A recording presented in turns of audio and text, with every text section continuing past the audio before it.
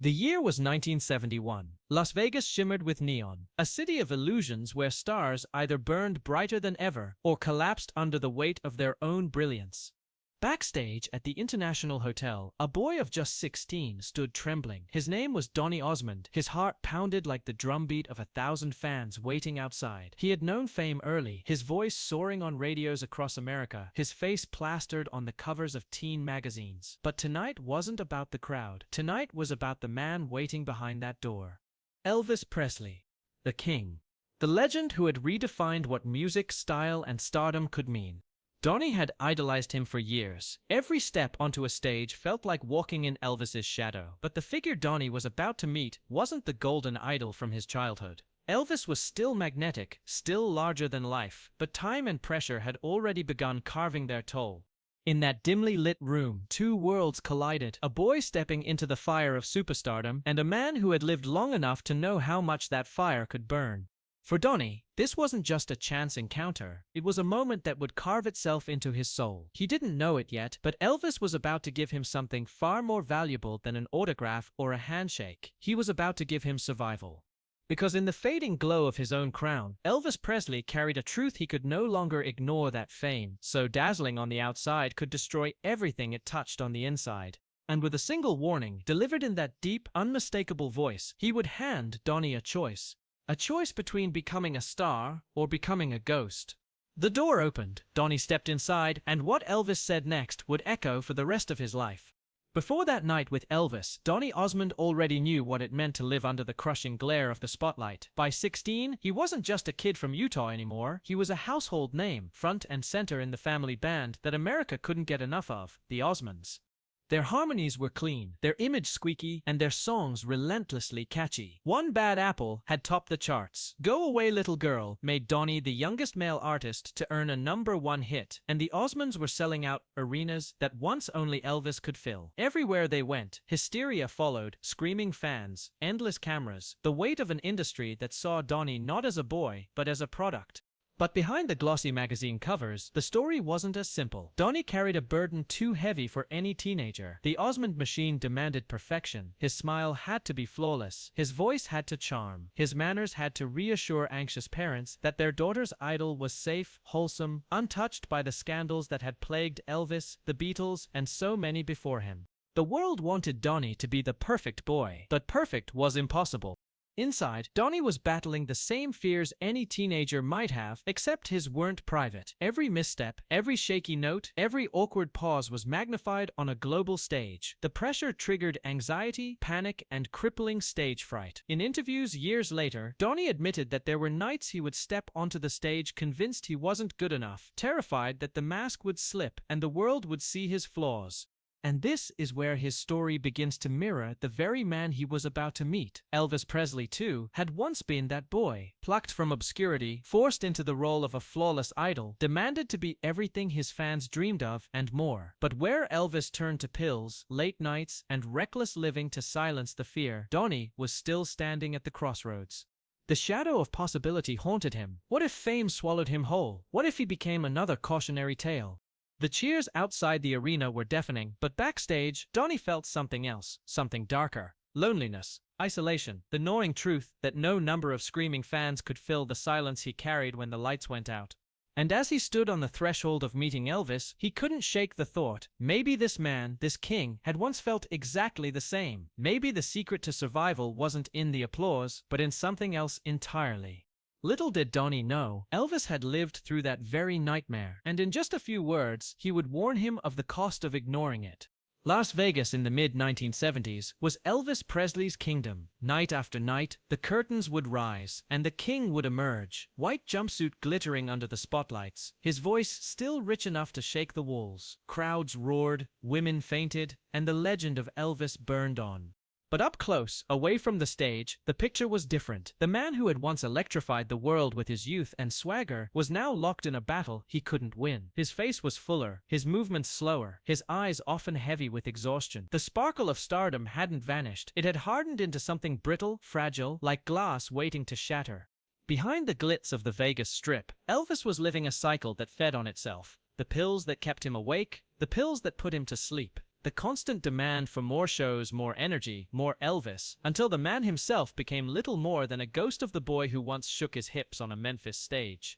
Still, when he walked into a room, he carried an aura that was impossible to ignore. That night backstage, as Donny Osmond waited, he finally saw Elvis not as a poster on his bedroom wall, but as a flesh and blood man, and the contrast was staggering. Elvis was both inspiring and heartbreaking. His voice carried the weight of 1,000 stages, yet his body carried the exhaustion of 1,000 nights without rest. For Donny, it was like glimpsing the future, one possible future of what fame could do if left unchecked. The room grew quiet as they locked eyes. Elvis smiled, but it wasn't the dazzling grin the world knew. It was softer, almost sad, like he recognized something in Donny that few others could. And in that look was an unspoken truth. Elvis saw himself in this boy. He saw the innocence, the burden, the impossible expectation to be perfect in a world that devours perfection. Elvis knew what it meant to be branded larger than life, and to pay the price for it. The silence between them was electric, heavy with everything unsaid. Donny didn't know what to expect. Would Elvis laugh? Would he brush him off? Would he even care? But the king leaned closer, his eyes serious, his tone measured, the weight of years hung in his voice. And in that moment, Donny realized Elvis wasn't just going to greet him, he was going to warn him. Elvis Presley leaned in, his voice lower now, quieter, almost confessional. Gone was the stage bravado, gone was the thunder of applause. What Donny Osmond heard in that moment was not the king of rock and roll, but a man weighed down by years of scars. "Don't let this business destroy you." The words cut through the air like a blade. Donny froze. He had expected encouragement, maybe a pat on the back, a light-hearted joke. But this was something else. Elvis wasn't congratulating him, he was warning him. He went on, his tone steady but tinged with a kind of sadness that only comes from lived regret. "Always stay close to your family. Remember who you are when the lights go out." For a 16-year-old standing before his idol, it was both terrifying and empowering. Donny could feel the truth of it sink deep into his bones. He had seen the headlines, the whispers about Elvis's health, his late nights, his reliance on pills to keep the machine running. And now the man himself was laying it bare, not through scandal, not through tabloids, but through honesty. This wasn't casual small talk. This was a confession. A torch being passed, not of glory, but of warning. Elvis was looking at him like a mirror into the past, like he wanted Donny to escape the very fate he himself was chained to. Donny's throat tightened. He wanted to respond, to say something back, but the weight of those words pressed down too heavily. What could a teenager possibly say to the king of rock and roll as he spoke like this? All Donny could do was listen and remember. Years later, Donny would recall that moment as the single most life-changing piece of advice he had ever received. It wasn't glamorous, it wasn't flashy, it was survival. And for Elvis, perhaps it was a final act of redemption. If he couldn't save himself from the trappings of fame, maybe he could save the boy in front of him. The room seemed to grow smaller, quieter, as if even the walls understood the gravity of what had been spoken. Donny left that night forever changed, not because he met Elvis Presley, the superstar, but because he met Elvis Presley, the man. And yet, the true weight of those words wouldn't be revealed until years later, when tragedy struck, and the king himself fell victim to the very demons he warned against. When Donny Osmond walked out of that room, he wasn't the same boy who had walked in. Elvis's words were more than advice. They were a warning shot across his future. For most teenagers, guidance might come from a teacher, a parent, maybe a mentor. But Donny's came from the king himself, a man standing on the edge of collapse. Those words became a compass. At every stage of his career, when the spotlight grew too bright or the pressure too heavy, Donny would remember them. Don't let this business destroy you. Stay close to your family. Remember who you are when the lights go out. And unlike so many others, he listened. Through the late 70s, when Osmond mania began to cool and the screams faded, Donny faced what every teen idol eventually must: reinvention or oblivion. Many before him had crumbled when the fame machine moved on. But Donny dug deep, leaned on his family, and refused to let bitterness or excess swallow him.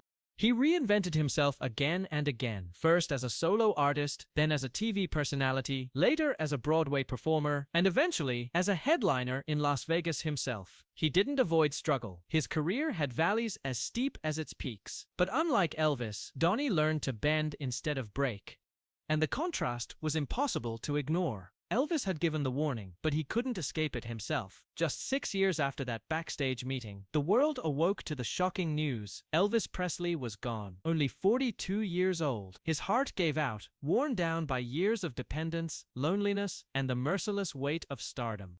For Donny, it was a sobering reminder of just how real that warning had been. Elvis hadn't spoken in riddles or metaphors. He had been pleading from experience, and now his words were all that remained. Decades later, Donny would look back and credit that conversation as the reason he survived what so many did not, because the industry has always been littered with broken idols. Michael Jackson, Britney Spears, Justin Bieber, each facing the same crushing expectations, each battling the same demons. Some survived, some didn't. But Donny Osmond stands as proof that wisdom, even spoken in a fleeting backstage moment, can ripple across a lifetime. It can shape choices, carve destinies, and save lives. And yet, even as Donny lived by those words, one question haunted him. What if Elvis himself had followed them? Elvis Presley is remembered as the king of rock and roll, the man whose voice could set the world on fire, whose hips could scandalize a generation, whose very presence reshaped culture. But sometimes, the truest legacy of a man isn't carved in records sold or stages conquered. Sometimes, it's in the words he leaves behind. For Donny Osmond, those few sentences spoken backstage in Las Vegas became a lifeline. He has said, even decades later, that Elvis's warning guided him through the darkest moments of his career. When others crumbled under the weight of fame, Donny leaned into family, into identity, into the reminder that applause doesn't define worth. It's haunting, isn't it? The king himself could not escape the fate he warned against. His words were prophetic, almost painfully so. Elvis died young, undone by the very traps he had so clearly seen. But because he spoke them aloud, because he gave that warning to a boy who needed it, Elvis's story didn't end only in tragedy. It lived on in survival. Donny Osmond became proof that wisdom, even from a man drowning, could save another from sinking. His career stretched across decades, his voice evolving with time, his identity reshaped again and again, and in each chapter he carried Elvis's words like a shield. This, perhaps, is Elvis's greatest gift. Beyond the music, beyond the iconography, beyond the headlines and scandals, he gave truth, he gave honesty. He gave Donny Osmond a chance to write a different ending. And isn't that the heart of legacy? Not just what we achieve, but how we shape the lives of others along the way. As you listen to this story, maybe you remember advice someone once gave you. Words that stayed, words that echoed louder than the noise of the world, words that changed your path. Elvis's crown was heavy, but his words became light for another. And in that moment, Elvis Presley's truest legacy lived on.